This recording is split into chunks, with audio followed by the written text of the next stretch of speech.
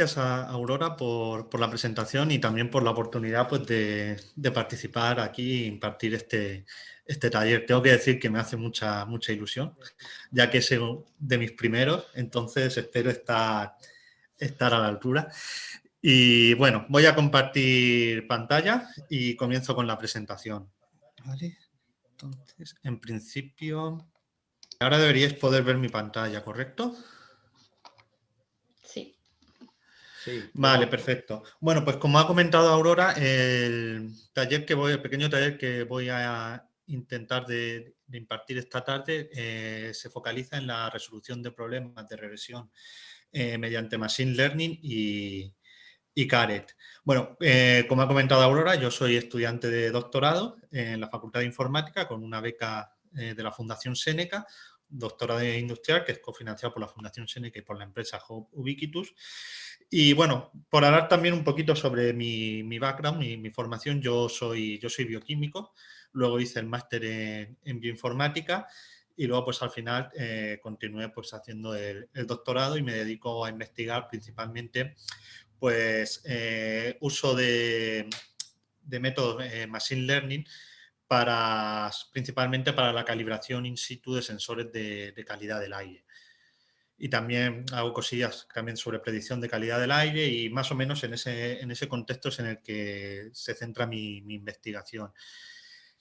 Entonces, básicamente mi perfil es más de un ámbito científico que de un ámbito informático, entonces quizás ciertas de las cosas las enfoque desde ese punto de vista.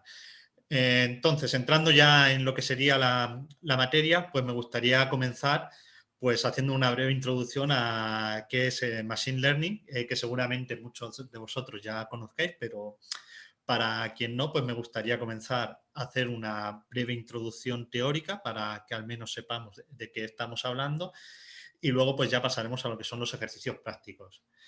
Entonces, con respecto al Machine Learning, a mí me gusta este esquema porque creo que simplifica muy bien en lo que consiste y desde mi punto de vista es algo muy cercano a lo que es el método científico, a la forma que tienen de trabajar los científicos. Entonces, básicamente, aquí en la caja representamos lo que ocurre dentro de la computadora y, bueno, estos elementos serían los que estarían fuera. Machine Learning viene de aprendizaje automático. Básicamente consiste en enseñar a la máquina. Entonces, ¿cómo se hace eso? Pues eso básicamente, si nosotros, es un proceso muy parecido a cómo se enseña a los seres humanos o a los niños, mediante ejemplos, es decir, que nosotros observamos y recogemos pues, en un dataset. Esos ejemplos se los pasamos a la máquina y entonces nuestro algoritmo de aprendizaje automático, ¿vale? Lo que va a generar es un modelo que trata de explicar los ejemplos los ejemplos con el cual estamos enseñando. Entonces, a ese modelo le introducimos un nuevo caso y, por tanto, obtenemos una respuesta. Y luego, claro, tenemos que comprobar cómo esa respuesta se adecúa a lo que es la realidad. Entonces, si el modelo está generando una respuesta que no es correcta, pues sería vuelta a empezar. Introducir nuevos ejemplos, continuar, generar un nuevo modelo y volver a validarlo. Y si la respuesta es correcta, pues podemos considerar que nuestro modelo está explicando o está prediciendo adecuadamente su objetivo. Como comento, es un proceso que, desde mi punto de vista, guarda cierta similitud con lo que es el método científico y la validación, al fin y al cabo, de hipótesis. Entonces, básicamente, esto sería a grandes rasgos pues, lo que es cómo funciona Machine Learning. Entonces, dentro de Machine Learning, esto se me ha colado aquí, ¿vale? Dentro de Machine Learning tenemos diferentes tipos de técnicas, ¿vale? Por un lado, tenemos los métodos de aprendizaje supervisado, que tenemos los métodos de clasificación y los métodos de regresión. Nosotros nos vamos a centrar en los métodos de regresión en este taller. Y luego tenemos los métodos de aprendizaje no supervisado, que se basan en la extracción de conocimiento a partir de mis datos. Centrándonos en el aprendizaje supervisado, básicamente consiste en encontrar un modelo que aproxima una función matemática que relaciona un conjunto de inputs, vamos a llamarlo, o variables de entrada o features, podemos encontrar muchas nomenclaturas que vamos a llamar X con una variable objetivo. Realmente pueden ser más, pero por simplificar vamos a considerar una variable objetivo u outputs, vamos a llamarla ahí. Y muy importante, porque al fin y al cabo este proceso de aprendizaje es un proceso de optimización, necesitamos minimizar una función de coste que nos diga cómo de bueno es nuestro modelo a la hora de predecir la variable y. Por tanto, es supervisado ya que necesita conocer el valor real de la variable objetivo de cara a computar la función de coste. Cuando tenemos en nuestro conjunto de datos la variable objetivo real, pues decimos que nuestros datos están etiquetados, ¿vale? Porque tienen es decir, conocemos el valor real de la variable y el valor que queremos predecir, y con ese valor vamos a cuantificar cómo de bueno es nuestro modelo. Si hay cualquier duda a lo largo o sobre cualquier cosa que vaya diciendo, podéis, es decir, cortarme, intervenir y cualquier cosa la podemos comentar. Entonces, ya si entramos en lo que es regresión, regresión es cuando nuestra variable y, la variable que queremos predecir, es una variable continua. Clasificación es cuando es una variable categórica o discreta, es decir, tenemos diferentes categorías y, por lo tanto, tenemos un número finito de posibles valores. En un problema de regresión, la variable que queremos predecir es una variable continua, ¿vale? Por ejemplo, lo típico, queremos saber pues, la función que mejor aproxima esta distribución de puntos. Pues entonces tenemos diferentes alternativas y al fin y al cabo lo que buscamos es encontrar la función que explique esta distribución de puntos. Pero es lo que comento, nuestra variable es continua, tiene un número infinito de posibles valores. Entonces, otra cosa también que me gustaría dejar clara antes de comenzar lo que son los ejercicios es hacer un breve repaso histórico, porque muchas veces se tiene la falsa sensación, o por lo menos desde mi punto de vista, de que estas técnicas son muy novedosas, porque ahora mismo están muy de moda y realmente nada más lejos de la realidad. Son técnicas que se basan principalmente en estadística multivariante y que muchas de ellas tienen tienen cierta antigüedad, es decir, y se siguen utilizando mucho. Entonces, por comenzar desde el principio, realmente el que podríamos decir que fue el primer modelo de Machine Learning, el primer modelo que se utilizó para regresión, pues básicamente a todos se nos viene a la cabeza el modelo de regresión lineal simple, el ajuste por mínimos cuadrados, que fue propuesto por Lagrange en un artículo en el que quería pues explicar buscar un modelo que explicara cómo se comportaban las órbitas de los cometas, y luego ese método pues, fue extendido por Gauss y, como podéis ver, es el método desde el año 1805, ¿vale? O sea, a principios del siglo XIX. Y realmente este método actualmente en lo que es inteligencia artificial se sigue utilizando mucho. De hecho, muchas de las aplicaciones que conoceréis, que utilizan pues, empresas como Facebook o reconocimiento de caras y, bueno, mi opinión son tonterías, pero bueno, que se utilizan mucho, se basan muchas de ellas en regresiones lineales o modelos muy parecidos porque es un modelo muy fácil de computar y son cálculos que se tienen que realizar en un móvil, que no tiene un buen sistema de refrigeración y por lo tanto no puede realizar tampoco mucho sobreesfuerzo como supondría una red neuronal. Entonces, básicamente, el modelo de regresión lineal consiste en encontrar, es decir, para nuestras variables de entrada X, que van pues, desde X sub C, desde X sub 1 hasta X sub P, si tengo P variables de entrada, encontrar los coeficientes que minimicen el error por mínimos cuadrados, es decir, la distancia de mínimos cuadrados entre la recta y los residuos, a grandes rasgos. Y básicamente, pues, este modelo se sigue utilizando mucho y sigue siendo, y realmente es la base, como veremos, de otros modelos. Por ejemplo, ya si avanzamos un poquito en el tiempo y nos venimos a lo que es el siglo XX, en 1942 se propuso el primer modelo matemático para representar el funcionamiento de una neurona. Esto es luego lo que dio lugar a las famosas redes neuronales. Y básicamente también por tener una idea de lo que es una red neuronal, sin entrar tampoco muy en detalle de los entresijos matemáticos que tienen este tipo, que son bastante complejos. Una red neuronal, básicamente, o una neurona, propiamente dicho, una neurona consiste en una serie de entradas, ¿vale? Una serie de inputs que van ponderadas por una serie de pesos y a partir de esos inputs y esos pesos yo computo una salida. Claro, alguno podrá pensar que realmente esto es básicamente es muy parecido al anterior, una regresión lineal múltiple. Y realmente las redes neuronales se concibieron como una extensión de estos modelos. Realmente aquí la principal diferencia la vemos aquí, que es lo que se denominó la función de activación, lo que llamamos G, que es aplicar a esa ponderación, a esa activación, que es lo que se llama la activación de la neurona, una función, y esto es muy importante, no lineal, ¿vale? Una función no lineal, de tal modo que mi salida, es decir, ya no va a ser linealmente dependiente de las variables de entrada. Esto es importante porque al ser no lineal me permite concatenar unas neuronas con otras. ¿Qué ocurriría si concatenara un modelo de regresión lineal con otro modelo de regresión lineal? Pues al final obtendría otro modelo de regresión lineal. Es decir, al combinar linealmente pues, cada una de las ecuaciones, obtendría otro. Pero sin embargo, al no ser ya combinaciones lineales, la capacidad de aprendizaje es mucho mayor cuando voy concatenando diferentes neuronas.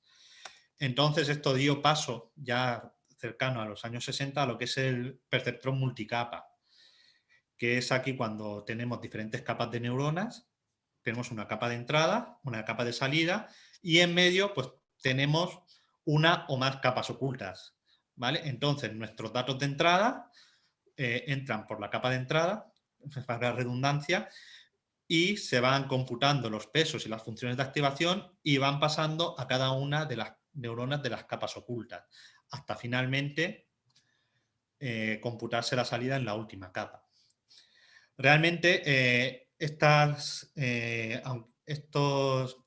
perceptrón multicapa en un principio no tuvo mucho éxito porque su proceso de entrenamiento era muy costoso.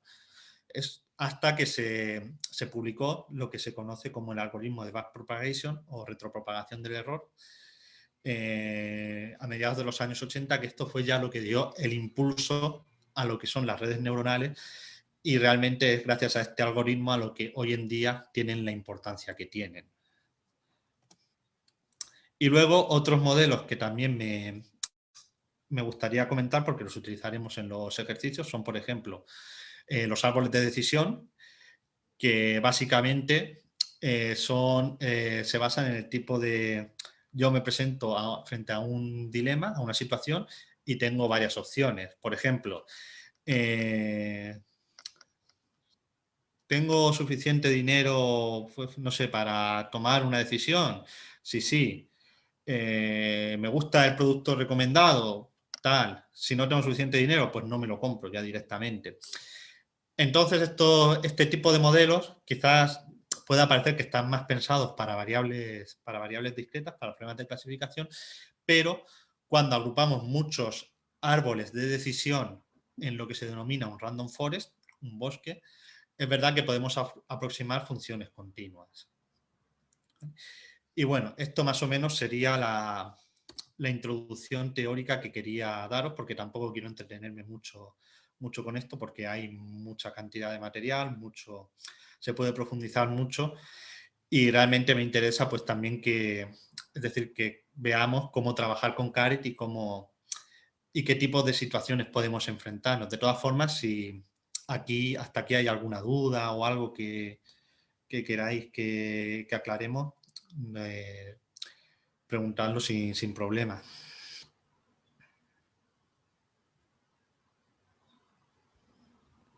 Por ahora yo creo que todo está súper claro. Gracias. Vale, pues vamos a pasar a lo que es el ejercicio práctico. Entonces tengo que decir que realmente este dataset, este ejercicio lo he preparado yo para intentar que sea lo más didáctico posible. Entonces realmente no es un dataset, no son unos datos que se ajusten a lo que es la realidad. Es decir, no es un dataset del que podamos sacar conclusiones reales. Es simplemente pues para que veamos cómo podemos trabajar con Caret y cuál es la potencia que tiene.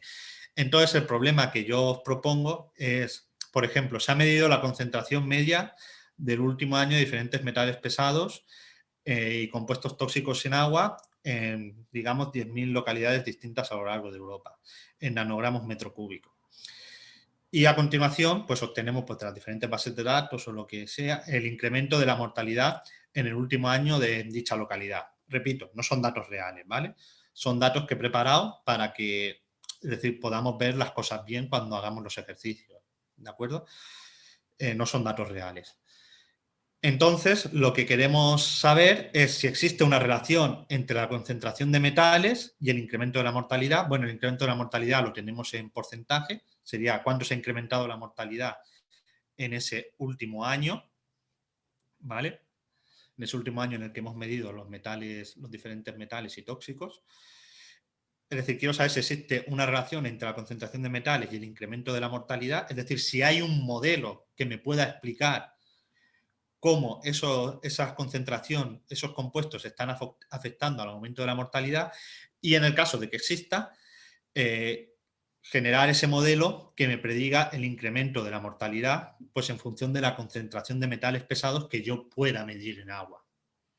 ¿Vale? Más o menos se ve clara la idea o el objetivo que buscamos en este supuesto problema imaginario para nuestro ejercicio. ¿Vale? Entonces, a ver, vale. Estáis viendo mi pantalla y estáis viendo el RStudio y, ¿vale? Sin ningún problema. Vale, voy a ver si puedo darle un pelín de zoom para que lo veáis bien. Eduardo, he puesto por el chat el enlace al GitHub donde están los materiales, ¿vale? Supongo sí, que el RMD también está, por sí, no pasa nada. Por sí, si sí, claro, claro. Están los dos RMDs que vamos a trabajar, está el CSV con los datos y está también la presentación que he mostrado. Es decir, pero eso si quieres dejo unos minutillos por si la gente quiere ir. Perdona. Perfecto, pues si mientras comento unas cosillas y mientras podéis ir descargándolos y todo eso. Los paquetes que vamos a utilizar, obviamente, pues el principal, que es en el que se centra el taller, es Caret. Pues por si queréis ir instalándolos también. Y luego también, pues, Chordplot y para hacer algún grafiquillo y ggplot también, ¿vale? Es cierto que Caret, realmente, propiamente dicho, no implementa los modelos de Machine Learning, sino que es una interfaz con la que tú puedes construir tus workflows y todo eso, y muchas veces lo que hace es llamar a otros paquetes que son los que realmente están implementando los modelos. Lo comento porque puede ser que conforme ejecutéis algunos de los chunks, puede ser que os diga, oye, necesito tal paquete para hacer no sé qué, ¿quieres instalarlo? Entonces tendréis que darle así. De todas formas, voy a escribir por el chat, ¿vale? Si lo encuentro, los paquetes que creo que son más importantes. Mientras que se descargan el RMD, ¿por qué elegiste R para tus trabajos? ¿Te lo han recomendado al principio? Bueno, ¿ya sabías? Sí, bueno, principalmente comencé a trabajar con R porque realmente en el máster el paquete que vimos para trabajar con Machine Learning era Caret, era R y realmente, pues básicamente como era el que conocía, pues comencé a trabajar con él. Pero también luego tengo que decir que realmente R la verdad es que te aporta una gran cantidad de ventajas a la hora de trabajar. Por ejemplo, por decir algunas, pues, la cantidad luego de la gran posibilidad que tienes para visualizar tus gráficos. Sí. Luego también hay que decir que Caret tiene una cantidad no implementados, pero te permite acceder a una cantidad de modelos de diferentes paquetes bestial. Básicamente pues vas a encontrar pues cualquier modelo que sea así importante o que se esté utilizando hoy en día. Además se va actualizando también con bastante frecuencia. Luego también te permite muy fácilmente hacer análisis estadísticos a la hora de comparar pues, los diferentes modelos, hacerle un test de Pearson, un test de Student, como vemos a continuación, para comparar pues, dos modelos. Y bueno, y básicamente pues todas las facilidades que tiene el entorno R. Por ejemplo, tú puedes crear tu Markdown para generar tu informe comparando los diferentes modelos y es muy sencillo a la hora a la hora de generar informes, de ir documentando, porque en Machine Learning una de las cosas muy importantes es ir documentando pues todo lo que vas haciendo, los diferentes modelos que vas probando. Entonces, para eso, pues, sinceramente, pues R ya no solamente por la potencia que tiene Caret, que ya veremos que tiene mucha potencia y permite hacer una gran cantidad de cosas, sino también por todo el entorno que tienes a tu disposición con R. Sí, era por hacer un poco, por evangelizar un poco. También, no sé si lo ibas a hacer tú, ¿vas a compartir la lista de todos los modelos a los que son accesibles desde Caret? Sí, Pues, lo tenía pensado hacer lo vas más a adelante. mencionar, ¿no? Vale, Sí, pues ya está. habrá un Perfecto. momento a lo largo del... Pasa que tenía que pensado hacerlos pues ya sobre la marcha, conforme fuéramos Perfecto. ejecutando cosas. Iremos a lo que es la documentación de CAR, que por cierto es maravillosa, la documentación que tiene, y os enseñaré dónde se puede ver todos los modelos disponibles que hay, y ya no solamente los modelos disponibles, sino en qué librerías están implementadas, qué parámetros toman a la hora, por ejemplo, luego veremos de hacer una búsqueda de hiperparámetros. Entonces, para eso realmente la documentación está también muy, muy bien, que es también otra de las ventajas. Genial, gracias. Pues yo creo que ya podemos empezar con el ejemplo. Sí, yo creo que también. De todas formas, cualquier cosa, pues podemos ir. Entonces, bueno, lo Se primero van que. solucionando. Sí. Lo primero que vamos a ir viendo es. Pues primero cargamos nuestro dataset. Yo aquí, por cuestiones también de tiempo y de hacerlo como me interesa más, pues que veamos cómo hacer las cosas. Únicamente me voy a quedar pues con lo que son las primeras 1000 filas de mi dataset, para que luego pues no haya, es decir, tiempos muy largos de computación, ¿vale? Que no tarde mucho tiempo. Realmente, es decir, con estas 1000 primeras observaciones veremos que los modelos salen bien, se ven bastante bien, y para lo que quiero enseñaros está bien. Luego, por supuesto, tenéis el dataset completo por si alguien quiere ya empezar a trastear, pues ya con cosas más, es decir, con datos más parecidos a los que son en realidad. Y luego también otra cosa que comentaré, porque otra cosa también buena que tiene Caret es que tiene una lista un catálogo bastante amplio de datasets con los que puedes trabajar, es decir, probar tus modelos y tal. Y eso también está bastante bien por si alguien más quiere curiosear luego cuando terminemos o probar, hacer pues ya con datos que sean más reales, que dan más que en la vida real dan más disgustos, pero bueno, al fin y al cabo es algo que uno luego se enfrenta y también puede probar. Entonces, bueno, primero vamos a cargar nuestro dataset y bueno, vamos a visualizarlo para ver que está todo correcto. Tengo aquí mis diferentes contaminantes y aquí pues el incremento de la mortalidad, que es mi target, la variable que yo quiero predecir. Es decir, quiero hacer un modelo que me explique cómo se ha afectado el incremento de la mortalidad en función pues, de la concentración en agua de estos diferentes contaminantes. Entonces, lo primero que es muy interesante a la hora de enfrentarnos a problemas de regresión es estudiar las correlaciones observar las correlaciones que tenemos entre variables. ¿De acuerdo? ¿Por qué? Esto es muy importante porque realmente para poder construir un buen modelo tiene que haber una cierta relación entre las diferentes variables o por lo menos entre alguna de ellas. Entonces, para eso lo que es la función CorePlot, la verdad a mí me gusta mucho porque permite visualizarlo de forma muy clara y muy rápida.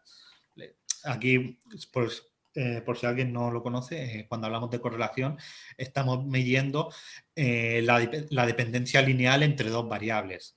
Entonces, cuando yo calculo la matriz de correlaciones, lo que estoy haciendo es, para mi dataset, ir probando variable con variable, por ejemplo, el plomo con el níquel, el plomo con el hierro, el plomo con el calcio, y voy calculando su valor de correlación según el coeficiente de Pearson, que ese valor me dice cómo de fuerte es la dependencia lineal entre esas dos variables. Si es muy cercano a 1 o a -1, esa dependencia lineal es muy fuerte. Si es cercano a 0, pues la dependencia lineal entre esas variables es poco importante. Entonces, esto es importante porque realmente, si ya de partida tengo variables que están altamente correladas, es yo ya puedo presuponer o puedo partir con la idea de que va a ser, es decir, es posible que exista un modelo que me explique la relación entre esas variables y mi target.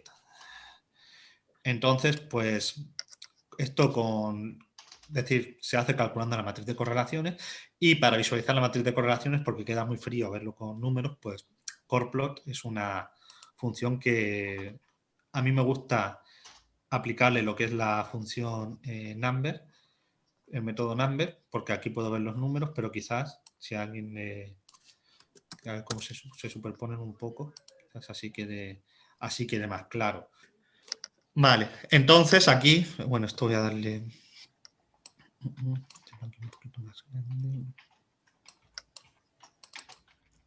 Vale, entonces, bueno, aquí tendríamos pues mi gráfico de correlaciones, y básicamente pues puedo ver pues que el incremento de la mortalidad pues está sobre todo principalmente correlacionado con el arsénico. Como he comentado, esto lo he preparado para verlo aquí de forma, no es algo tampoco muy real, con el arsénico y con lo que es el mercurio, ¿vale? Que es con lo que tenemos pues los valores más altos. Si quisiéramos ver el número exacto, aunque se vea un poquito regular,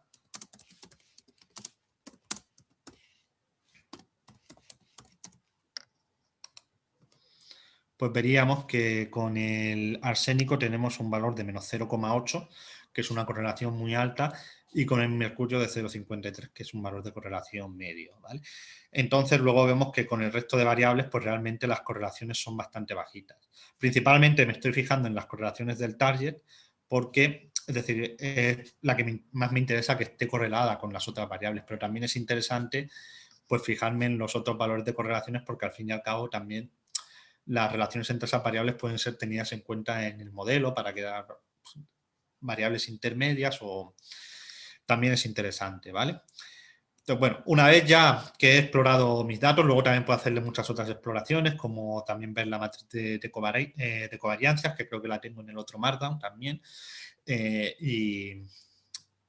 decir, cuanto más se exploren los datos, pues siempre mejor. Al fin y al cabo, siempre para enfrentarse bien a este tipo de problemas hay que empaparse muy bien de los datos. Hay que hacer una labor de exploración que realmente, una labor de exploración muy importante de los datos. Pero bueno, en este caso tenemos aquí, vemos nuestras correlaciones, vemos que efectivamente hay dos variables que parece ser que están muy correladas con mi target. Pues proseguimos y ya pues comenzamos a lo que es a generar el modelo, ¿vale? Entonces, pues aquí lo primero que tenemos que hacer, como he comentado, Machine Learning se basa en pasarle ejemplos de la vida real, que son los ejemplos que me dio, a mi algoritmo de aprendizaje, y luego esos validarlos con observaciones reales. Por lo tanto, tengo que partir mi dataset en dos subgrupos. Por un lado, el dataset de entrenamiento, que es con el que yo voy a enseñar a mi modelo, es decir, a mi modelo, a mi algoritmo, el que le voy a pasar a mi algoritmo de aprendizaje, y luego el dataset de validación, que es con el que voy a computar esa función de coste, ¿vale? Y voy a evaluar la bondad de mi modelo, ¿vale? Bueno, realmente el proceso de entrenamiento ya de por sí se va computando la función de coste, y yo voy intentando minimizar esa función, ¿vale? Hasta al final convencer pues a un valor aceptable, ¿vale? Y bueno, pues básicamente esto es lo que hago aquí. Yo aquí he puesto la semilla esta pues para que todos más o menos obtengamos los mismos resultados, ¿vale? Para crear esta partición, Caret te proporciona una función que es bastante cómoda, que es la Create Data Partition. Entonces yo le digo que me cree esta partición en función del mortality increment, y aquí en la probabilidad, cuando le digo 0,8, le estoy diciendo que el 80% de mis datos van a ir a entrenamiento y el 20% van a ir a validación. Aquí es importante remarcar que cuando yo utilizo esta función, realmente lo que estoy almacenando aquí en train row numbers son los índices de las filas con las que me quiero quedar en mi dataset de entrenamiento, ¿vale? Para luego, pues aquí hacer la selección muy fácilmente. tengo que decir que estos índices se seleccionan es decir, al azar. No es un proceso aleatorio, es decir, respetando pues, que el 80% son para entrenamiento y el 20% son para validación. Es posible que quizás en algún problema al que nos enfrentemos no necesitemos hacerlo aleatoriamente o nos convenga hacerlo, pues sobre todo cuando estamos trabajando con series temporales o ese tipo de datos, pues coger pues el primer, no sé, el primer mes para validación y el segundo para, perdón, el primer mes para entrenamiento y el segundo para validación. Es decir, todas estas directrices también hay que adaptarlas luego al problema que queremos resolver, ¿vale? Pero normalmente se suele recomendar también para que la muestra con la que se va a entrenar el modelo sea lo más representativa posible, hacerlo de forma, hacer el muestreo de forma aleatoria, ¿vale? Y bueno, y aquí luego pues lo que es el train lo almacenamos en, es decir, lo que serían los features, los inputs lo almacenamos en la variable X y en Y pues lo que sería mi target. Aquí pues si queremos ponerle un print, pues podemos ver que todo está aquí correctamente, tal. Bueno, para asegurarnos de que nada ha ido mal. Estas cosas soy un poco paranoico siempre. ¿Vale? Y ahora pues vamos a entrar ya a lo que es el entrenamiento del modelo. En este primer notebook lo que voy a mostraros es simplemente cómo entrenar el modelo directamente y ya luego en el segundo, que es más avanzado, pues ya veremos cómo podemos ir pues preparando más y qué más operaciones podemos hacerlo. Pero esto es más para que tengáis un overview de cómo funciona.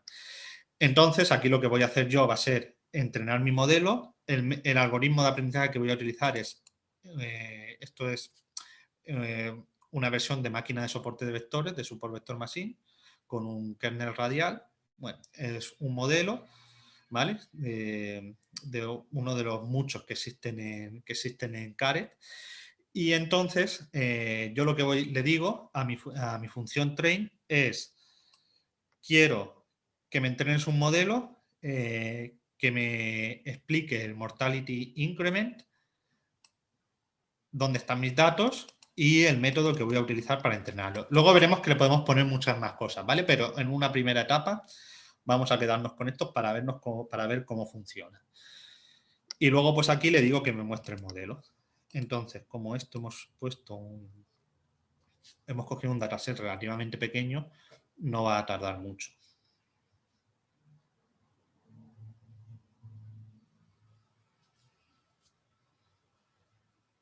¿Vale? Ya lo tenemos. Entonces, bueno, pues aquí nos da bastante información. Aquí nos dice el número de predictores, que son el número de features o de variables que tengo en mi conjunto de datos X. Y entonces aquí lo que me está computando, luego veremos el C, este es un parámetro intrínseco del modelo, ¿vale? Que luego veremos en el ajuste de hiperparámetros, profundizaremos un poquito más de esto. Entonces, pues aquí estoy viendo diferentes resultados, ¿vale? Para el valor de este parámetro, en función pues, de diferentes métricas que puedo utilizar para lo que me decían, la función de coste, diferentes funciones, métricas que puedo utilizar para evaluar la bondad de mi modelo. Por un lado, tenemos el error absoluto medio, que normalmente es la que realmente manda, por así decirlo, es la que internamente se utiliza para hacer el proceso de evaluación, para computar el coste. Y luego también hay otras métricas importantes en regresión, como son el RMSE, el Root Mean Square Error, y la que es muy interesante es el R-Squared, el R2 o coeficiente de dispersión. Esto es importante porque realmente el R2 lo que me está diciendo es, de forma un poco general, sencilla, el porcentaje de varianza que es explicada por mi modelo. Por lo tanto, modelos con un valor de R2 cercano a 1 es decir, tienen una alta capacidad de explicar muy bien lo que ocurre en la realidad. Es decir, una vez que lo saque de mi conjunto de entrenamiento, es decir, de su zona de confort, por así decirlo. Es decir, cuando sale pues, la analogía del colegio o del instituto y se enfrenta a la vida real,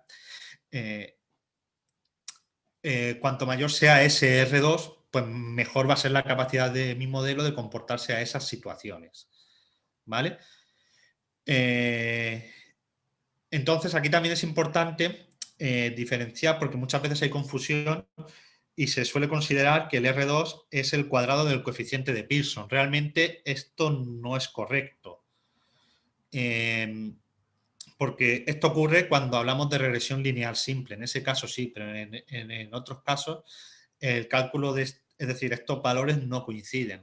Eso es cierta confusión que existe y que realmente lleva al final a no interpretar correctamente bien el coeficiente de Pearson me dice cómo la dependencia lineal entre dos variables y el R2 me está diciendo la capacidad explicativa que tiene mi modelo, por así decirlo, en palabras sencillas. Entonces, es importante tener en cuenta esa diferencia y tener claro que no es el cuadrado del coeficiente de Pearson. De hecho, en modelos que no son lineales, que no son regresión lineal simple, no coincide.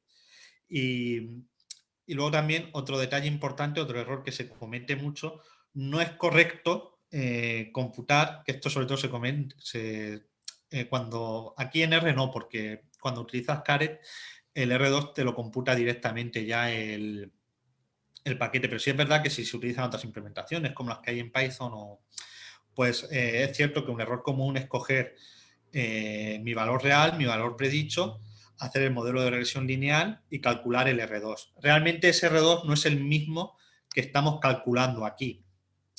Y realmente eso puede llevar a confusión y a malinterpretar el modelo. Es decir, porque una cosa muy importante de la que no hemos hablado todavía es el tema del overfitting, que podemos decir que es cuando mi modelo aprende de más. Es decir, se ajusta demasiado a los datos reales que luego cuando le paso cualquier otro tipo de datos no sabe cómo comportar, es decir, no se comporta bien. Entonces, realmente, si mi modelo tiene overfitting, no siempre, pero porque esto cuando se trabaja de verdad, pues te puedes encontrar cualquier caso, el R2 no suele ser muy alto, pero sí lo es el coeficiente de Pearson. Entonces, por eso ahí hay que llevar también cuidado a interpretar muy bien las cosas. Y luego también pues veremos que es muy importante lo que son las representaciones gráficas también, ¿vale?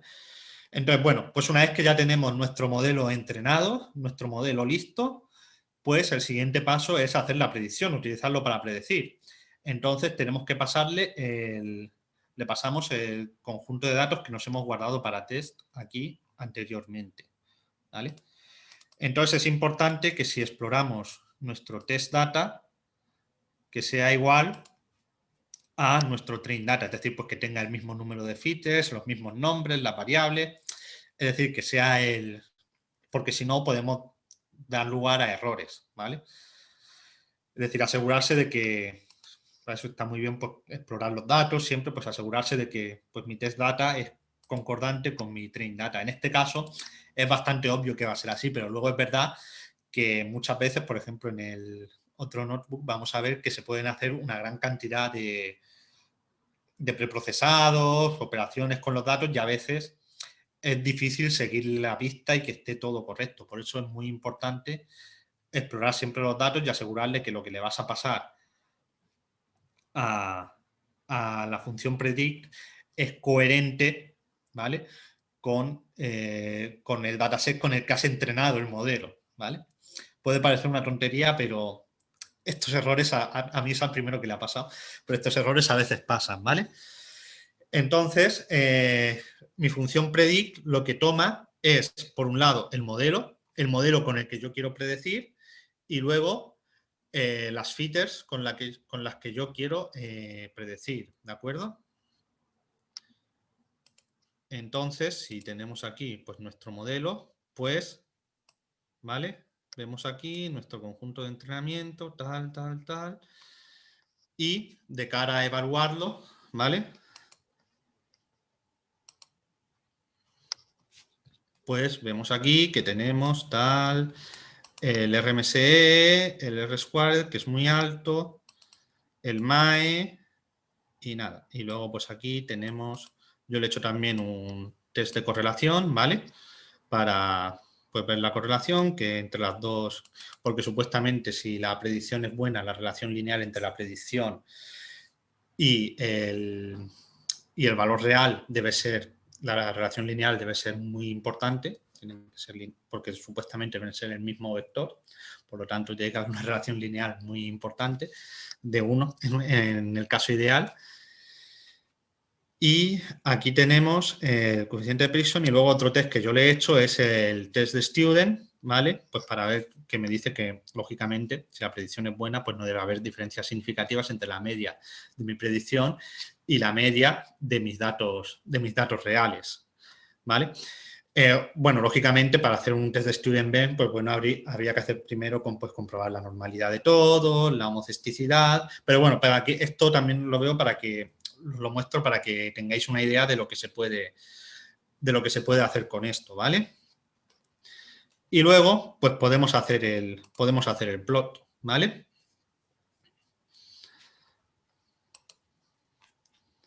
Entonces, una de las cosas que pues realmente se ve muy bien es cuando tú representas, pues aquí, las diferentes pues, localizaciones, los diferentes puntos donde se han tomado las medidas y represento pues lo que es el incremento de la mortalidad. En rojo pues muestro lo que son los valores reales y en azul muestro lo que son los valores predichos. Si el modelo es bueno, pues vemos que las dos gráficas son prácticamente similares, ¿vale? Esto ya os digo que modelos tan buenos es muy raro que se vean en la vida real, ¿vale? Normalmente pues los datos no suelen ser tan buenos. Y luego... Y luego otra forma también pues, de ver que todo está yendo correctamente es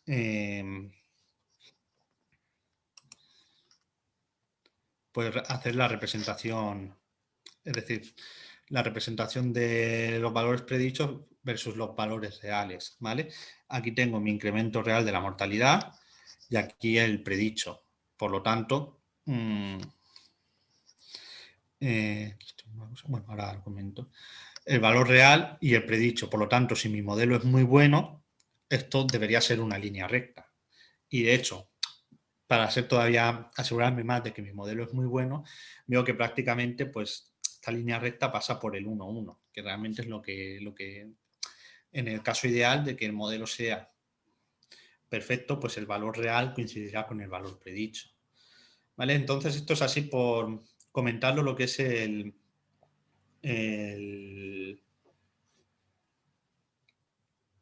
lo que es realmente, pues básicamente lo que es una visión general de cómo va a ser el modelo, ¿vale? Es decir, de cómo funciona simplemente entrenar el modelo, coger mis datos, entrenar el modelo y evaluar ese modelo. Es decir, lo más básico. Aquí me estoy dando cuenta que creo que he cometido un error. Bueno, cosas que se van viendo sobre el directo, porque realmente yo el dato, lo que le he pasado para predecir es... Ah, no, está bien. Vale. Antes, cuando he hecho la observación de los datos, no, a ver, o no. Ah, sí, he cometido un error. Lo que le he pasado aquí es el test data, ¿vale? El test data realmente tiene aquí mi incremento de la mortalidad, ¿vale? Entonces, por eso seguramente me estén saliendo valores tan altos.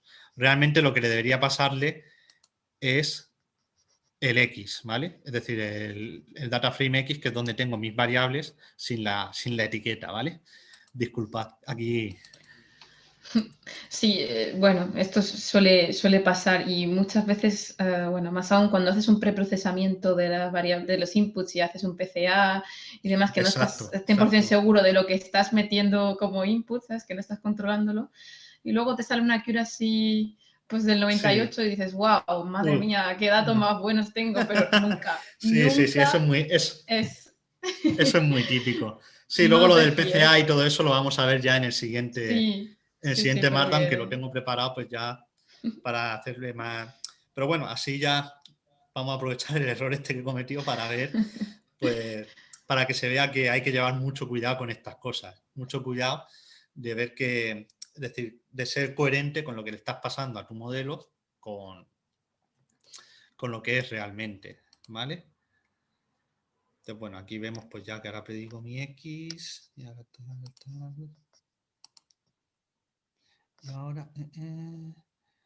vale, ahora aquí hay algo que sigo haciendo mal.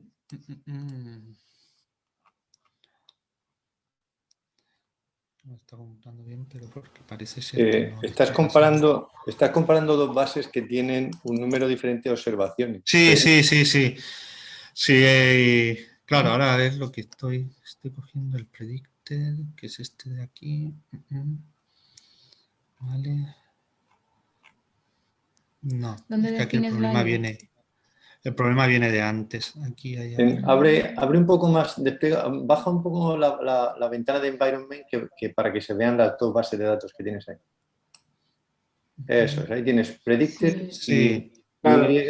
Una tiene 800, otra tiene 200. claro, Es es que que la la que le debo X es pasar. el train, ¿no? La X grande es el train porque son 800 valores, que es el Exacto, le estoy pasando 80%. el train y debo pasarle el validation. Que el Eso test es. es este. Debo pasarle este, pero Sin la sin última. la última, efectivamente. Perfecto. Entonces sería test data. Uy.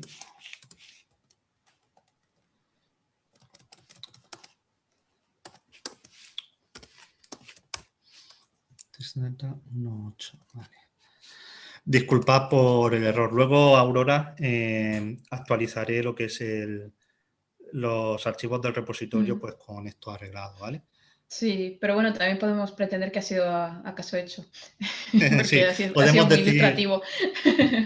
que estaba todo Estaba todo preparado. preparado. Soy buen actor, lo he preparado todo y lo... ¿Vale? Muy Vale, bien, de muy bien. acuerdo. Vale, entonces ahora sí debería. Y ahora sí debería dejarme. Porque mi predicted, ¿ves? Ahora sí mi predicted tiene 200 observaciones y mi tiene 200 observaciones. Vale, sigue saliendo un R2 muy alto porque he preparado los datos para que salga alto, ¿vale? Es decir, se pueda ver bien. Pero ahora sí que sí estaría, es decir, estaría esto hecho de forma correcta, ¿vale?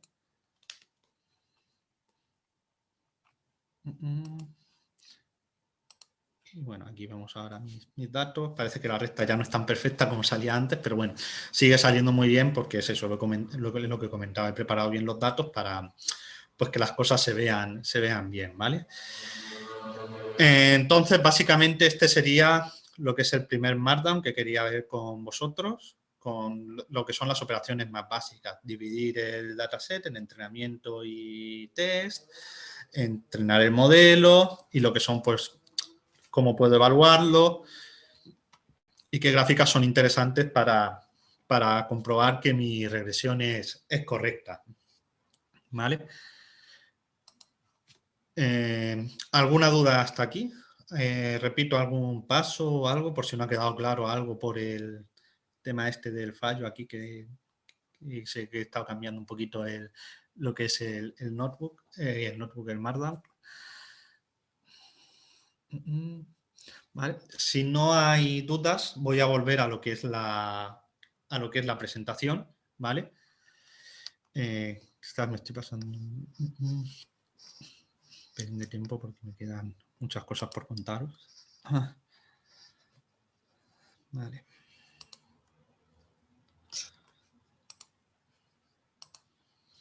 Y entonces, básicamente, lo que quería mostraros antes de terminar es, bueno, antes de pasar al otro Markdown, perdón, es un pequeño, bueno, lo que suele ser el workflow que se suele utilizar en Machine Learning, ¿vale? Ya cuando nos enfrentamos más a problemas reales. Entonces, sobre todo comentar que este workflow es flexible y sobre todo que la mejor forma de conocer y de realmente aprender Machine Learning es la experiencia.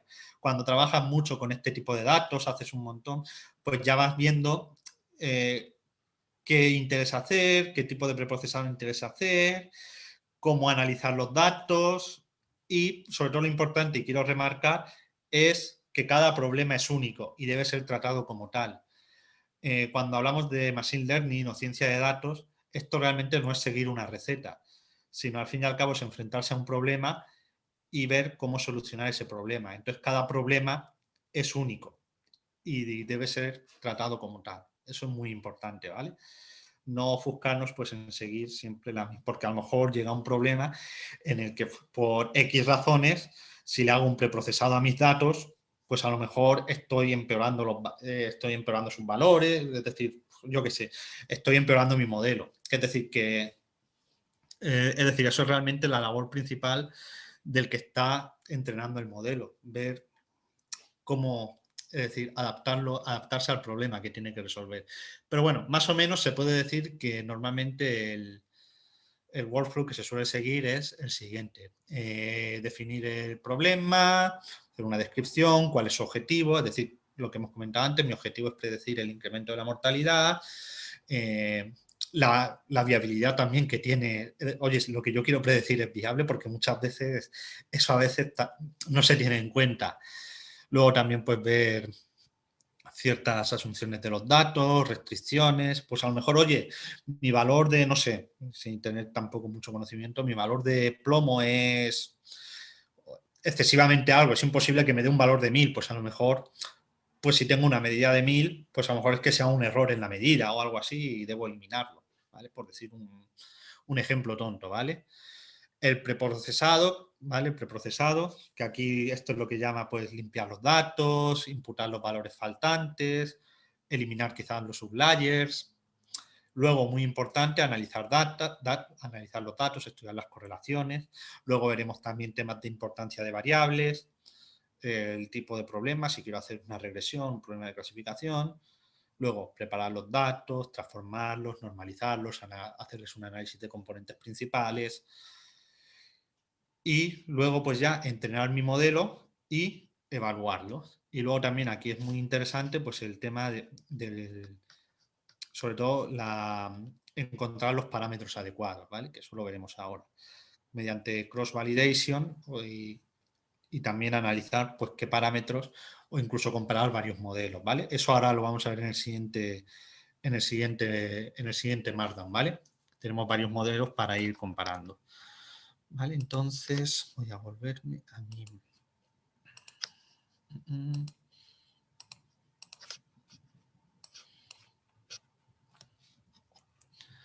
Vale, ahora mismo creo que no estoy viendo mi pantalla porque tengo que... Vale, este es el nuevo notebook, ¿vale? Básicamente cargo mis paquetes. Bueno, este creo que finalmente lo puse porque quería hacer un gráfico, pero al final no lo añadí. Porque tampoco aportaba nada. Y bueno, entonces aquí vamos a seguir trabajando con el mismo, es decir, con el mismo tipo de, con el mismo modelo, ¿vale? Y esto lo he puesto. ¿Vale? Y bueno, tengo aquí mi dataset nuevamente. Igual que antes, pues cojo 1000 porque ahora todavía vamos a hacer todavía procesos más complicados y para que no dé tiempo a verlo todo, ¿vale? Entonces, tenemos aquí, pues nuevamente, pues vuelvo a calcular las correlaciones. Aquí también añado otra cosa que es interesante, que es la matriz de covarianzas, ¿vale? Pues que podemos ver, pues por ejemplo, que tenemos las máximas covarianzas pues con el mercurio y con el arsénico, que coinciden precisamente con las máximas correlaciones, ¿vale? También pues podemos ir viéndolo con covarianzas. Aquí, por ejemplo, vemos que el cobre también tiene una covarianza importante, ¿vale? Por lo tanto, también puede ser interesante tenerlo en cuenta. Esto también nos sirve también para hacer un proceso exploratorio y entender también, oye, pues esto a lo mejor me está diciendo que estos metales, por alguna razón, son los que más están involucrados en mi supuesto incremento de la mortalidad. Es decir, esto también pues, puede ser muy interesante de cara a hacer investigación o no es únicamente entrenar el modelo, sino también todo el proceso exploratorio que se hace en el camino, desde mis datos hasta el modelo. Yo creo que es bastante interesante. Si me dais un segundo que voy a encender la luz, que me estoy quedando a oscuras.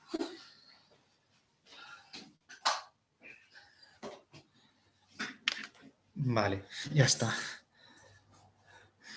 Vale, entonces, claro, aquí ya, bueno, vamos a empezar ya a ver cosas interesantes. Entonces, aquí vamos ya a trabajar, a hacerle un preprocesado a los datos, ¿vale? Entonces, yo en mi preprocesado de los datos, lo que voy a hacer va a ser aplicarles un tratamiento en el que voy a transformar mis features a otras variables o les voy a aplicar alguna transformación que les permita ser más, más entendibles para lo que es el algoritmo de aprendizaje, ¿vale?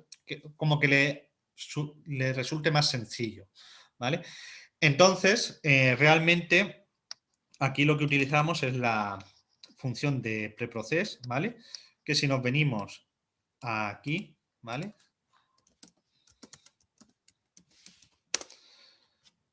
Pues vemos que le pasamos el dataset y luego el método, ¿vale? Aquí, si nos venimos a método, pues nos dice aquí todos los métodos que existen, ¿vale? Posibles que soporta Caret. Y luego aquí, si nos venimos más abajo, pues en details vienen explicados pues los diferentes métodos. Por ejemplo, si nos buscamos el que tenemos aquí, de range transformation, que es el que tengo aquí puesto, scales the data to be within the range bounds y luego te avisa. If new samples have values larger or smaller, es decir, si hay valores en los datos con los que luego vayas es decir, que le vayas a pasar a tu modelo que son más grandes o más pequeños que los que había en tu dataset de entrenamiento, esos valores van a estar fuera de ese rango, o sea, lleva cuidado, ¿vale? Y luego, otra cosa también que tiene muy importante, y aquí que me gusta mucho de la potencia de Caret, es que puedo aplicar varios métodos. Yo, por ejemplo, si quiero hacer un análisis de componentes principales, bueno, primero voy a mostrarlo solamente con el range, ¿vale? Pues vemos aquí pues, que los valores han sido escalados, ¿vale? ¿Ves? Aquí una cosa importante que hago de cara a no cometer errores, ¿vale? Es para evitar, es decir, porque lo que es importante es que luego yo cuando entrene mi modelo le enseñe a predecir el valor real de mortalidad, no un valor escalado. O si lo escalo, luego tengo que tener en cuenta que tengo que deshacer ese cambio. Entonces, para evitar ese error, lo que hago aquí es le quito lo que es la última columna, ¿vale? Que es en la que tengo mi mortality increment.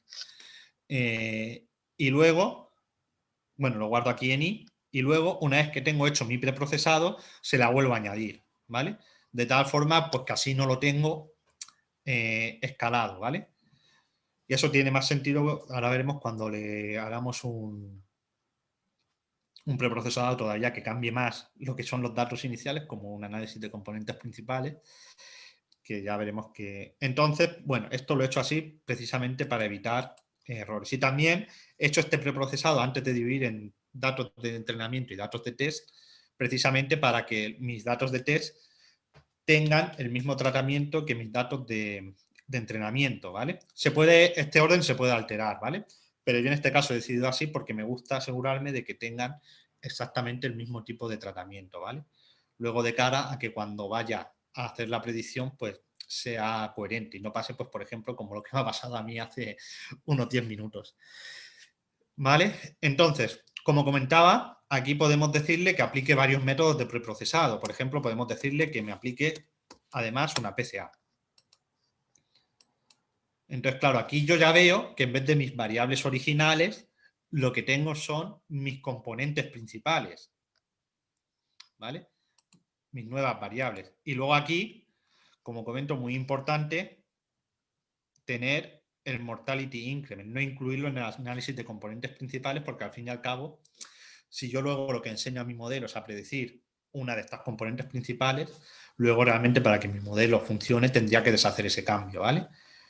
Como comento, estos errores son muy fáciles de cometer, los hemos cometido todos, pero insisto porque, es decir, son cosas luego que en el día a día pasan. ¿Vale? Entonces, bueno, el PCA lo voy a quitar porque realmente lo tengo preparado para que con un escalado funcione bien. Pero bueno, para que veáis cómo funciona, ¿vale? Luego también, pues, por supuesto, quien quiera puede cogerse este Markdown y ponerse a probar todos los métodos que soporta Caret y ver qué pasa. Al fin y al cabo, eso es realmente la magia que tiene esto, lo que a mí me gusta, que puedes ir jugando mucho y al fin y al cabo es ir probando una cosa, ir probando otra, ver cuál funciona mejor, ver cuál encaja mejor. con cuál obtengo mejor modelo. Al fin y al cabo es pues la magia que tiene esto, por decirlo de algún modo. Y luego ya, una vez que ya tengo mis datos preprocesados, pues ya lo que voy a hacer es la partición, ¿vale?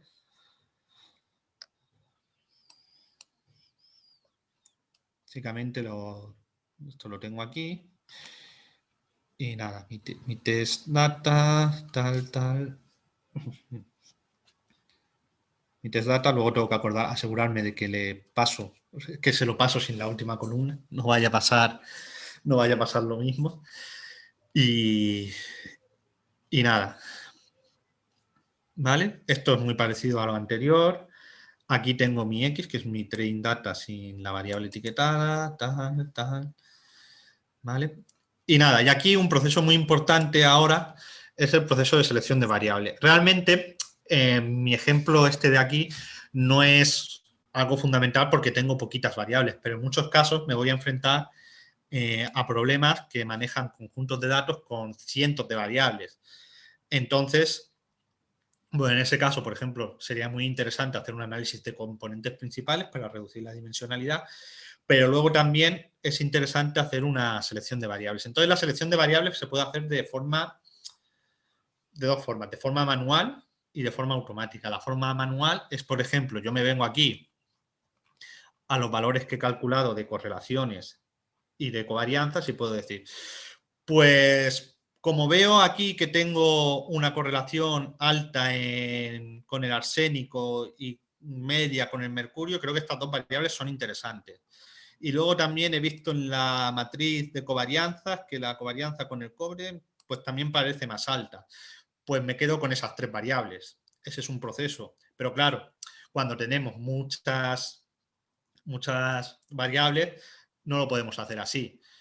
Entonces, aquí lo que hacemos es una selección automática de variables, que realmente eso se suele hacer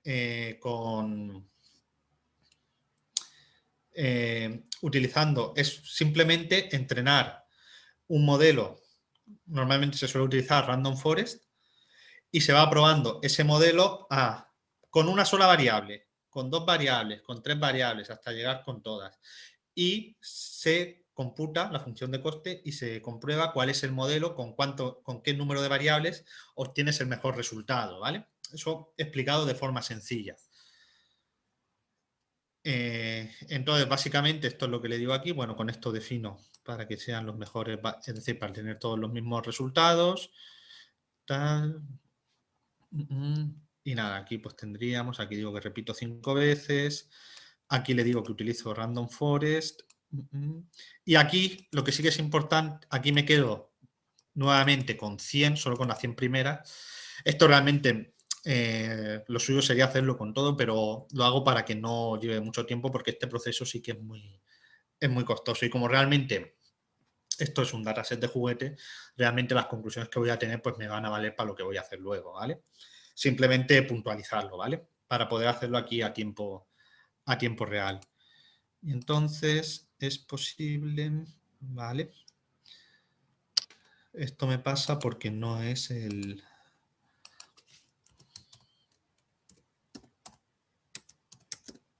Y aquí vamos a tener un problema porque la versión que tengo de R es antigua en este ordenador. Vale. Esto es un problema porque esto lo preparé en el ordenador del trabajo y ahora al ejecutarlo aquí, ¿vale? Entonces, claro, ¿qué es lo que me ocurre? Bueno, lo comento por si a alguien también le pasa, ya que estamos teniendo aquí los típicos problemas del directo. Este método que estoy implementando, que estoy usando para la selección de variables... A mí me ha pasado lo mismo y he tenido que instalar Random Forest, o sea que estoy en el mismo proceso que tú. Sí, pero yo tengo el problema de que yo la versión que tengo de R en este ordenador es la 3.6.3, una un poco antigua. Entonces el paquete Random Forest no me va a dejar, es decir, no me aparece disponible, es decir, no está disponible para esta versión. Ah, claro. Entonces tengo que actualizar R. Sí, sí, es verdad. Entonces, a ver. ¿Alguien tiene el RMD hasta el punto de ahora? Porque podría compartir su pantalla y Eduardo ir explicando mientras que comparte la Sí, pantalla. sí. ¿Alguien lo Si realmente tiene? lo que vamos a ver es... Yo lo tengo, Aurora. Sí, pues venga, que te doy permiso. Vale. Y En principio te ha funcionado sin entonces, problemas, ¿no? Sí. Vale, en principio sí, genial. el S está... Pues Vale. Salvador, mira a ver si puedes compartir pantalla. Lo que pasa es que tengo una organización de ventanas diferente a la de Eduardo, Bueno, pero Vale. no te preocupes. No. Vale. Ah, vale. Puedes ir... Bueno, imagino que ya lo has dejado ejecutando. Entonces puedes ir a ¿a dónde? R console, es decir, donde Está aquí, pone... está aquí. Ah, vale. Entonces, claro, aquí lo que vemos, si bajamos al final, pues me está diciendo the top two variables, es decir, las dos variables más importantes, pues son el arsénico y el mercurio, ¿vale? Puede haber hecho su proceso de cross validation con 10 false y repitiendo 5 veces. Son el arsénico y el mercurio, ¿de acuerdo? Entonces eso, yo una cosa que aconsejo mucho cuando hagamos, es decir, selección de variables, es que luego comprobemos que la selección automática que nos hace Random Forest es coherente con lo que hemos hecho en el análisis exploratorio de los datos. Por ejemplo, en este caso sí sería porque hemos visto que el arsénico y el mercurio pues, son las variables que tienen más una mayor correlación, ¿sabes la palabra? Una mayor correlación con lo que son las mi target. Entonces tiene sentido, ¿vale? Entonces, una vez que tenemos hecha esta selección de variables, si bajamos al siguiente chunk, simplemente en el objeto dentro de LM Profile, que es donde he guardado mi selección de variables, en OPT Variables tengo lo que son el nombre de las variables que se han seleccionado. Entonces, simplemente con eso puedo seleccionar muy fácilmente mi train data y aquí tendría, pues en este caso, mi train data con las dos variables seleccionadas, ¿vale? Sería un train data muy pequeñito, pero sería lo que obtendríamos al final, ¿vale? ¿Alguna duda de cómo funciona esto?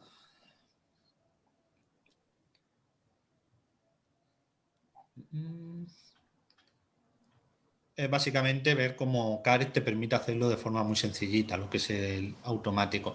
Luego también, pues si en vez de no queremos hacerlo tan automático y queremos, pues por ejemplo, añadir el cobre, que hemos visto que pues tenía una covarianza importante con la mortalidad y todo eso, pues podemos ir y añadir el cobre o, es decir, podemos hacerlo totalmente automático, manual, semimanual y yo recomiendo pues ir siempre un poco tomar un poco de las dos, hacer los dos análisis siempre. El análisis automático porque ahorra mucho tiempo, sobre todo cuando hay muchas variables, pero siempre teniendo en cuenta que al fin y al cabo el que está generando el modelo, el científico de datos, tiene que estar analizando en todo momento qué está ocurriendo, ¿vale?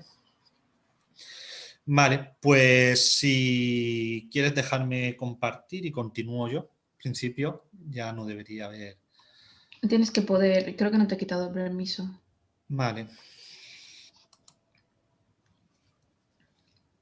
Gracias, Salvador, por salvarnos. Sí, muchísimas gracias. La verdad, y disculpad nuevamente. Nada, un placer. Y nada, pero bueno, este es otro de los errores que podéis. Lo curioso es que no es la primera vez que me ha pasado, ¿no? Pero bueno, es eso, que el paquete este Random Forest da problemas a veces con. Entonces, bueno, yo aquí esto no me va a funcionar. Entonces, pues yo lo que voy a coger va a ser, pues quedarme, voy a hacer así de una forma un poco rápida. Voy a quedar con las que son el. Data, pues sería.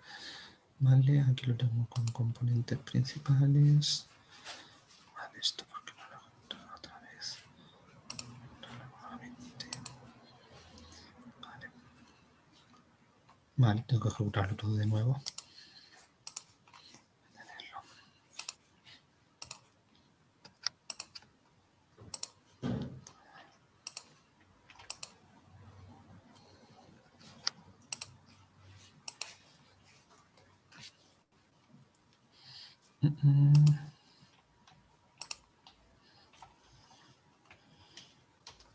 Vale, y aquí vamos a ver, hemos dicho que vamos a coger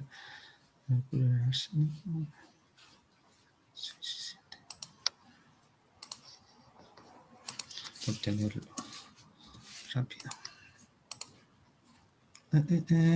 Bueno, claro, del MP profile no.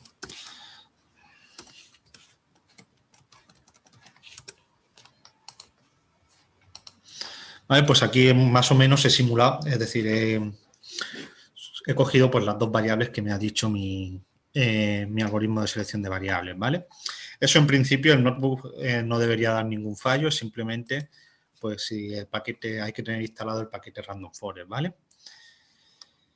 Y luego pues tenemos aquí claro, aquí vamos a entrar ahora en otra de las grandes potencialidades, es decir, otra de las grandes ventajas que tiene Caret, y es que nos permite realizar una selección de, lo que se hace es selección de hiperparámetros, es decir, explorar el espacio de hiperparámetros, ¿vale? Y realizar la selección de los que mejor, es decir, de aquellos hiperparámetros con los que se obtiene un mejor modelo.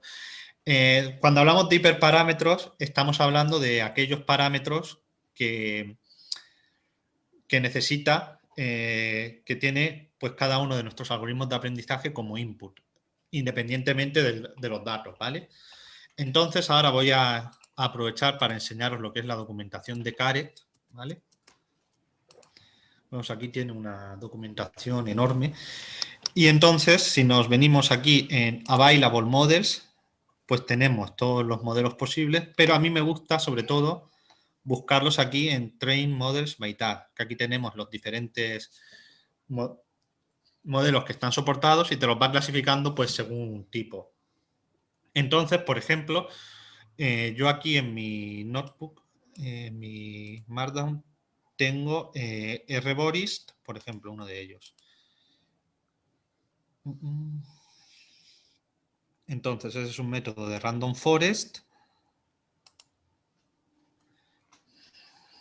Entonces, si lo busco aquí está. Entonces, me dice que los tuning parameters, es decir, los hiperparámetros que tiene este método en concreto son predfixer y minNode, ¿vale? Que es el número de predictores seleccionados aleatoriamente, como es en un proceso interno que tiene el propio algoritmo, y el número mínimo de nodos, ¿vale? Aquí una cosa importante, si te dice el número de predictores seleccionados, este valor tiene que ser menor que el número de predictores que tengo en mi data frame, ¿vale? No puede ser nunca mayor, ¿vale? De todas formas, eso si se lo pasáramos incorrectamente, pues daría fallo, te avisaría. Entonces, ahora si vuelvo, una vez que sé yo cuáles son los hiperparámetros que necesita mi modelo, ¿vale? Si yo vuelvo al Markdown,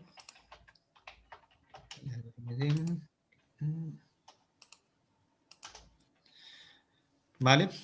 Veo aquí que yo, es decir, voy a iterar sobre los valores 1 y 2 de predfixed y 1, 10 y 100 de minNode, ¿vale?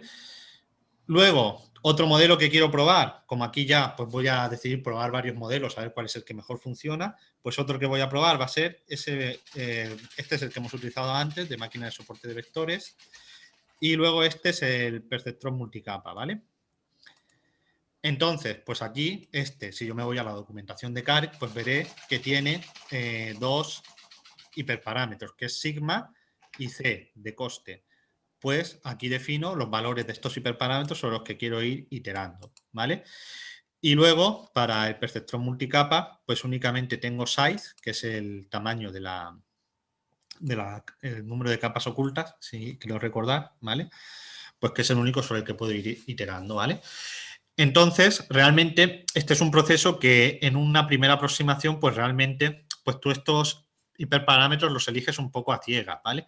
Entonces, lo que hace mucha gente es generarlos aleatoriamente y tras una primera selección ir buscando, es decir, tras una primera selección que te dará pues son los mejores hiperparámetros, pues luego ir probando con hiperparámetros similares. Eso es lo que se llama hacer zoom, aquí pues normalmente en la jerga que a veces se utiliza, ¿vale?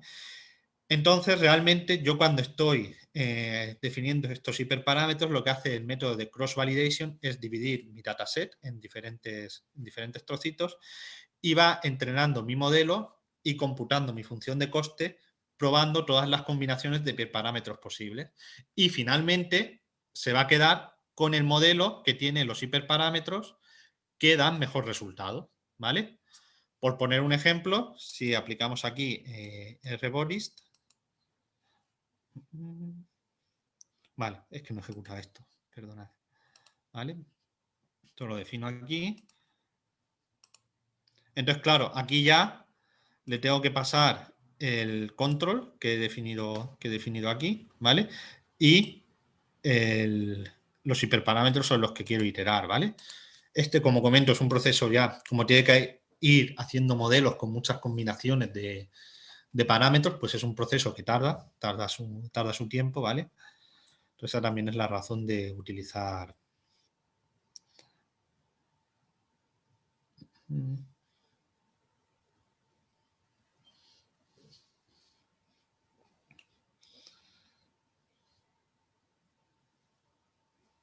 Este sí que tarda un poquito.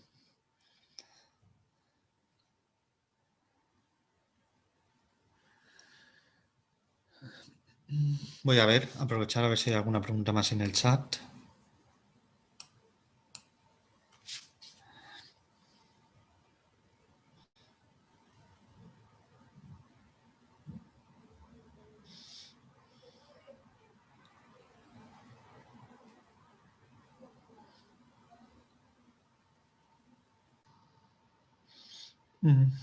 Bueno, decir que es muy interesante lo que comenta Alberto de Tidy Models. Yo la verdad es que con Tidy Models no he trabajado.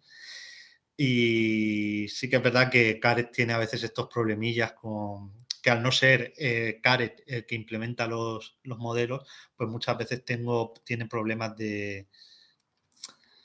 pues eso, de dependencia.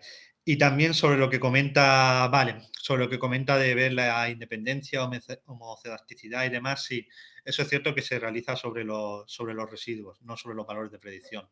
Realmente, esa última parte he ido muy rápido y realmente, pues para hacer esos test, como he comentado, habría que ver también la normalidad, hacer la homocelasticidad, esa palabra nunca consigo decirla bien a la primera, sobre los residuos, es decir, conlleva un análisis estadístico mucho más exhaustivo, pero que también por temas de tiempo y por centrarnos aquí en lo que es Caret, he dejado un poquito más de lado, ¿vale? Pero sí, eso sobre análisis estadístico que puedas realizarle luego a tus modelos y todo eso, puedes hacerles pues todo lo que se te ocurra. El límite es pues todo lo que te permite R, es que esa es una de las grandes potencias de utilizar este entorno frente a otros, que al fin y al cabo, pues la oportunidad que te da de hacer una gran variedad de parámetros de análisis estadísticos sobre tus modelos y todo eso es enorme.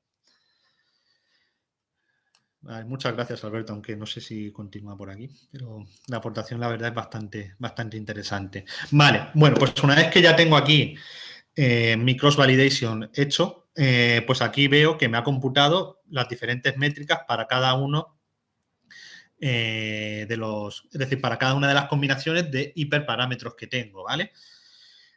Y pues veo que la que tiene mejores resultados en función del MAE, que es la métrica que utiliza Caret por defecto, es esta de aquí. Entonces, luego aquí te dice the final values used for the model were 2 y 10, ¿vale? Entonces, este es finalmente pues el modelo es decir, este es el modelo que finalmente genero, ¿vale? Porque es el que tiene los parámetros que mejor funcionan. Lógicamente, para hacer una buena selección de parámetros, bueno, esto lo comento mientras voy ejecutando este de aquí.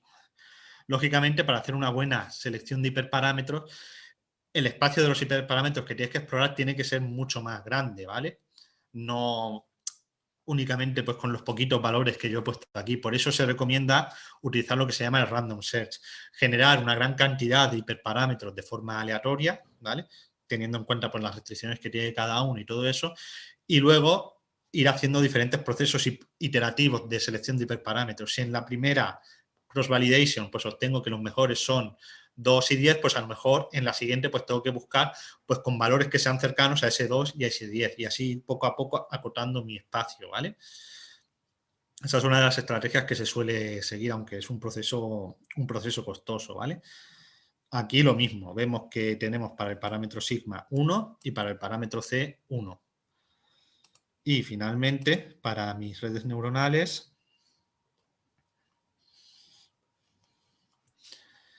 pues, y luego aquí estoy viendo también que al hacer la predicción, test data, estoy cometiendo el mismo error que he cometido antes. Test data. No.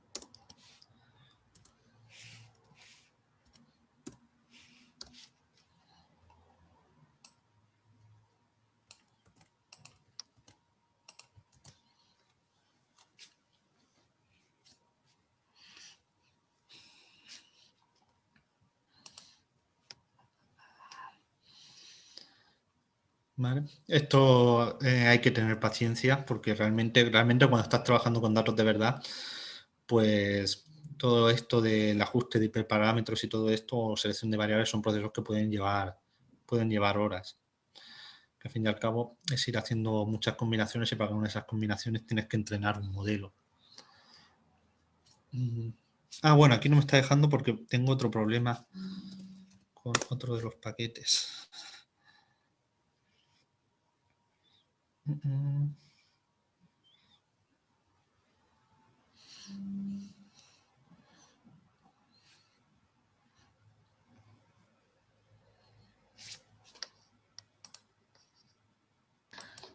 Solo mencionar mientras que se instalan los paquetes y demás, que sí que es verdad que es muy lento en muchas ocasiones, pero bueno, siempre hay maneras de acelerarlo. Supongo que tú habrás utilizado paquetes de procesamiento paralelo en combinación con Caret. O, bueno, sí, de hecho si no, sí. De hecho, creo que el propio Caret te permite la opción de paralelizar. Es decir, Sí, es bastante sencillo con el paquete DoParallel. Sí. Es como un argumento más, ¿no? De algunas de las Sí, funciones. simplemente le pasas un argumento, creo que es simplemente un argumento más que le pasas aquí a la función train y le dices pues cuántos nodos, es decir, cuántos cores tienes que utilizar. Eso hay que llevar cuidado de no decirle de utilizar más cores de los que tiene realmente la máquina, porque luego te puede... Pero bueno, no, te puedes llevar un susto, pero bueno, vale. Vale, aquí tenemos pues ya pues mis redes neuronales, ¿vale? Que al final pues vemos que el mejor tamaño de la red es cuando tiene 8 capas, ¿vale? 8 capas ocultas. Y luego aquí pues para predecir mis modelos, objeto HG no he encontrado. Vale, claro, no he encontrado porque al final hemos cogido aquí. Vale, solamente 6 y 7 serían. No sé por qué he puesto esto así. Nada.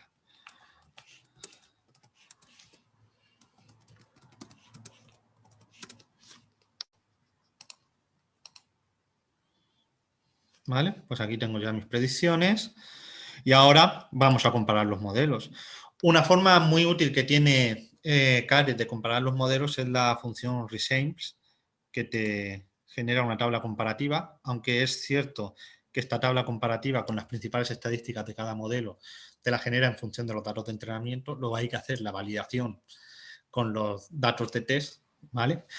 Entonces, pues aquí vemos que parece ser, si lo vemos en función del MAE, pues parece ser que el que mejor está funcionando es el Support Vector Machine. Y con el R2, pues parece ser que más o menos igual, resultados parecidos, pero que mejor funciona parece ser que es este, ¿vale? Y ahora aquí, ¿vale? Pues cuando le digo que me haga mis predicciones, es decir, cuando hago el reshames ya sobre las predicciones para cada uno de los modelos, pues veo que nuevamente el que tiene mejores resultados es el Support Vector Machine, pero con muy poca diferencia, ¿vale? Nuevamente, pues para evaluarlo gráficamente, a mí una cosa que me gusta mucho hacer es representarlo todo en una gráfica, y aquí, como todos los modelos pues son bastante buenos, pues aparecen todas las gráficas muy similares, y aquí lo que tengo es los gráficos comparo real predicho versus real para los tres modelos, y vemos pues que los tres pues son prácticamente una línea recta. Y con esto terminamos el segundo tutorial. Creo que me pasó bastante del tiempo entre problemas técnicos y otras cosas, así que lo primero pido disculpas por pasarme un poquito del tiempo. Antes de concluir, me gustaría mostrar un poquillo la bibliografía en la que me he basado y alguna bibliografía interesante para trabajar sobre todo esto. Entonces, si vuelvo a la presentación.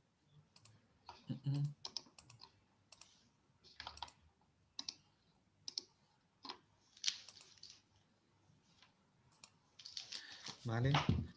Básicamente, pues hay un libro que es bastante bueno, en mi opinión, que es The Elements of Statistical Learning, que viene todo esto muy bien explicado.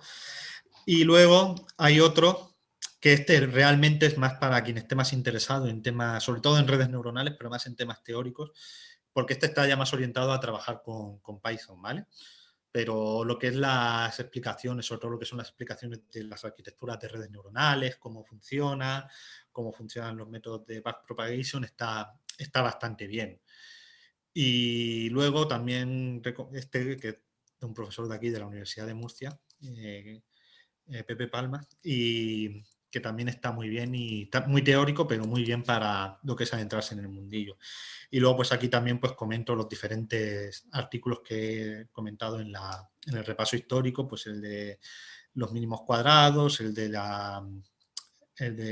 modelo matemático de neurona, el del perceptrón y el de backpropagation.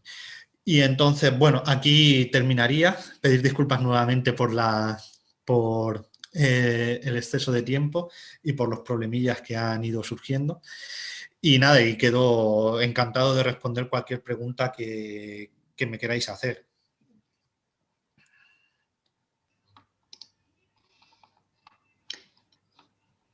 Muchas gracias, Eduardo. Ha sido la verdad que bastante extenso y has cubierto como todo el workflow, ¿no? de Caret. Me ha parecido muy interesante que hayas, pues dado esta gran introducción. Y nada, por mi parte, felicidades. Y si alguien quiere... He intentado cubrirlo todo, pero sin entrar mucho en cada uno de las diferentes parcelas, porque realmente para entrar en todo el contenido, es decir, todas las posibilidades que hay en un taller de 1 hora y cuarto, que al final ha sido más, no da tiempo. Entonces, por supuesto, yo estoy a la disposición también de quien quiera preguntarme cualquier cosa, ya no solo ahora, por supuesto, sino luego más adelante puede escribirme a mi correo, que de hecho lo voy a pasar por el chat.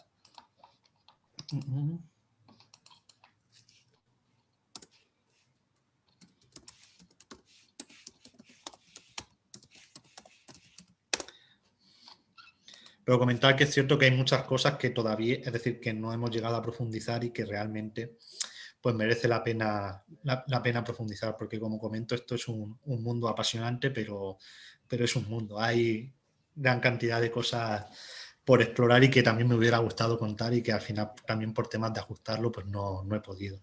Entonces espero que todo se haya entendido bien y que no se haya quedado coja en ninguna parte. Y bueno, repito, cualquier aclaración pues podéis preguntarme ahora o escribirme por correo.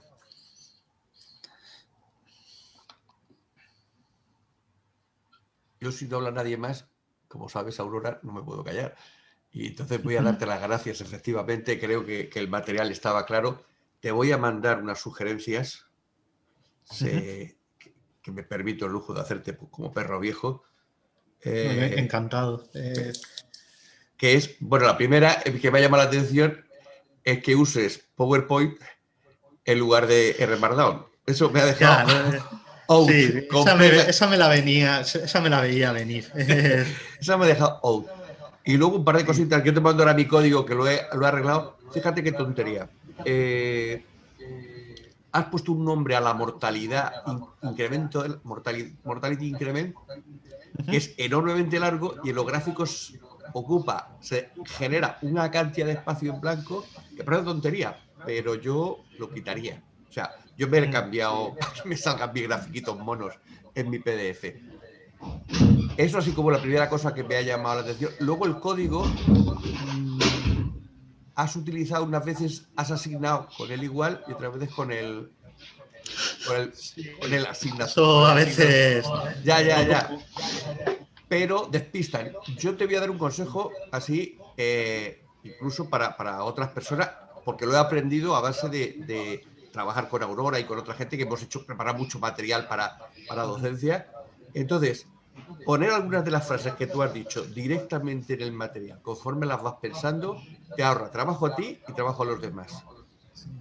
Se queda ahí escrito y se te queda un material que está bien, pero pasado mañana, si no te lo has anotado, se te va a olvidar. Entonces, yo me he dejado, ya anotado bastantes cosas que has dicho para que luego no se me olviden, pero algunas sugerencias que tú has hecho, a lo mejor no le he prestado la atención o no he visto el marco y no me las he anotado. Y luego digo, no veo yo la punta.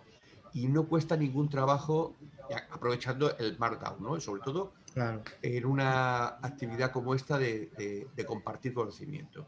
Yo lo hago con mi propio material, me anoto todo, porque mi memoria es cada vez peor y cuando me preparo uno de estos es que me lo anoto todo sistemáticamente y procuro borrar el material, las líneas de donde me he copiado el Markdown, para que no se me quede.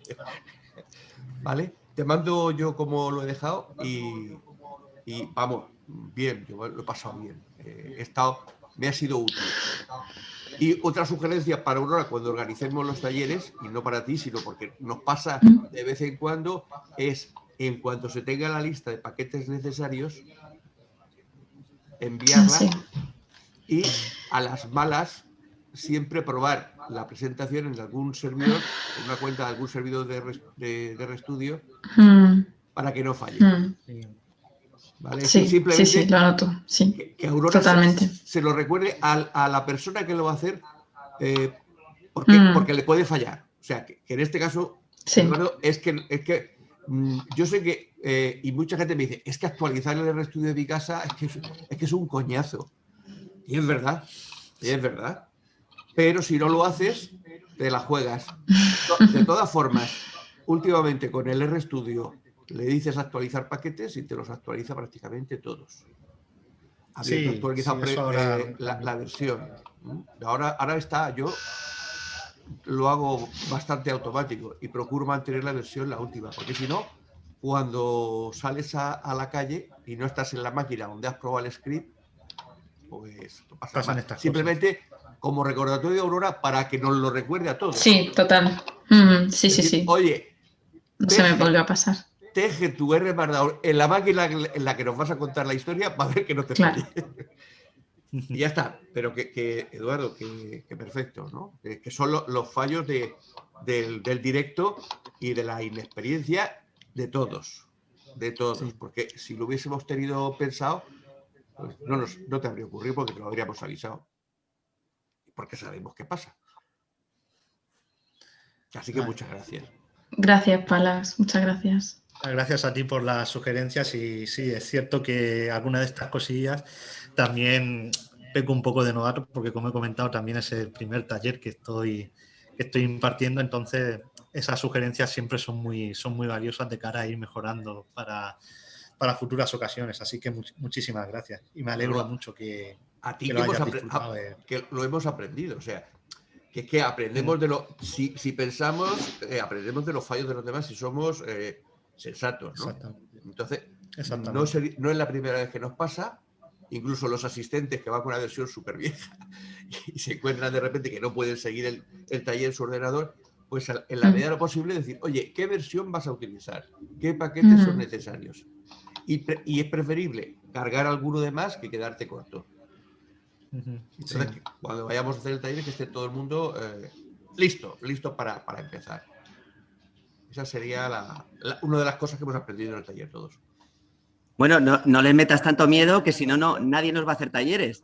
Hombre, si no es miedo, es precisamente decir, no te preocupes porque te vamos a dar la receta para que no te ponga nervioso, para que vaya todo rodadito. Estamos muy agradecidos, nos encanta que la gente participe, que nos deis talleres. La primera vez cuesta mucho, a todos nos cuesta, nos tenemos que preparar un montón de información.